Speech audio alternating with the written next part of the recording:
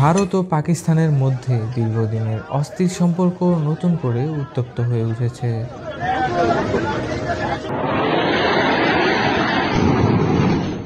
কাশ্মীর ইস্যুকে কেন্দ্র করে উভয় দেশের মধ্যে বহু বছর ধরে চাপা উত্তেজনা বিরাজ করছে।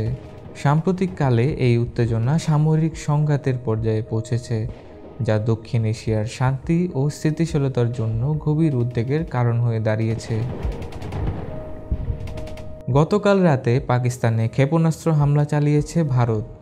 হামলার বিষয়টি পাকিস্তানি এক সামরিক কর্মকর্তা মঙ্গলবার দিবাগত রাতে নিশ্চিত করেন।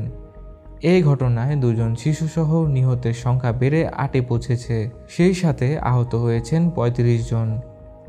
ভারতীয় সশস্ত্র বাহিনী এক বিবৃতিতে জানিয়েছেন, অপারেশন সিঁদুর নামের অভিযানে পাকিস্তানের 9টি জায়গায় হামলা চালানো হয়েছে। এই হামলায় সশস্ত্র গোষ্ঠীর অবকাঠামো লক্ষ্য করা হয়েছে। পাকিস্তানের সেনা সদস্যদের উপর কোনো হামলা চালানো হয়নি বলে দাবি করেছেন তারা। আনাদুলু এজেন্সির এক তথ্য প্রতিবেদন অনুযায়ী পাকিস্তানের ISPR এর মহাপরিচালক জানিয়েছেন, মঙ্গলবার মধ্যরাতের পর পাকিস্তানের কোটলি, ভাওয়ালপুর, মুরদিকে, বাঘ ও মুজাফফরাবাদে ক্ষেপণাস্ত্র হামলা চালিয়েছে ভারত। পাকিস্তানের সেনাবাহিনী ইতিমধ্যে এর বদলা নিতে শুরু করেছে। ভারতের এ ধরনের হামলাকে হেয় করে আহমেদ শরীফ চৌধুরী বলেন, পাকিস্তানের সার্বভৌমত্ব রক্ষার জন্য আমাদের সেনাবাহিনী দৃঢ়প্রতিজ্ঞ। ভারতের এ ভিত্তিহীন আগ্রাসনের জবাবে ইতিমধ্যে দৃঢ় ও সমন্বিত প্রতিক্রিয়া জানাতে শুরু করেছে পাকিস্তান সেনাবাহিনী। এই হামলার পরপরই পাকিস্তানের পক্ষ থেকে এর তীব্র নিন্দা জানানো হয়।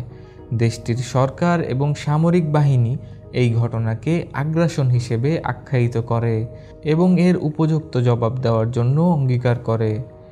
পাকিস্তান আরও দাবি করে যে তাদের আকাশসীমায় ঢুকে পড়া ভারতের যুদ্ধবিমান তারা আক্রমণ করেছে। যদিও এই খবরটা আসলে কতটা সত্য তা এখনও ভালোভাবে জানা যায়নি। এর আগে 22 এপ্রিল বন্দুকধারীদের হামলায় ভারত নিয়ন্ত্রিত কাশ্মীরে 26 পর্যটক নিহত হয়। এরপর থেকেই উত্তেজনা বাড়ছিল উভয় দেশের মধ্যে। অবশেষে পেহেলগামে হামলার জেরে 2 সপ্তাহের বেশি পাল্টাপাল্টি পদক্ষেপের পর পাকিস্তানে হামলা চালিয়েছে ভারত। পরিশেষে বলা যায়, ভারত ও পাকিস্তানের মধ্যে এই ক্রমবর্ধমান সামরিক উত্তেজনা অত্যন্ত উদ্বেগজনক। দুটি দেশের মধ্যে দীর্ঘদিন ধরে লেগে থাকা ইস্যুগুলোর সমাধানের পরিবর্তে যুদ্ধের পথে যাওয়া কোনো স্থায়ী সমাধান নয়। এই পরিস্থিতিতে উভয় পক্ষের রাষ্ট্রনেতাদের উত্তেজিত না হয়ে আলোচনার মাধ্যমে শান্তিপূর্ণ সমাধানে পৌঁছানো অপরিহার্য। আন্তর্জাতিক সম্প্রদায়ও এই অঞ্চলে শান্তি ও স্থিতিশীলতা বজায় রাখার জন্য গুরুত্বপূর্ণ ভূমিকা পালন করতে পারে। যুদ্ধ ও সংঘাত কেবল ধ্বংস ও মানবিক বিপর্যয় ডেকে আনে।